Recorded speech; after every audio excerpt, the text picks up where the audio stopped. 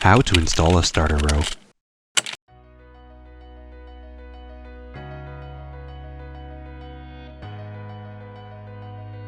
Using full tiles, cut the tile about half an inch below the nail mark.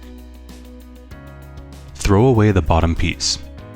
The top piece will be used for the starter row. You will be using your nail gun to nail about 6 inches above the nail marks. Line up your starter tile with the bottom of the roof and nail in place. Ensure there's a gap of at least 3/8 of an inch between each tile. For the first course, start by installing one tile near the valley. Translate the angle of the valley to a tile and cut to shape. Nail in place and move on to the other tiles, splitting the tiles to fill the space. For Enviroslate, you will need to cut the end piece to shape. Ensure you gap a minimum of 3/8 of an inch on either side of each tile.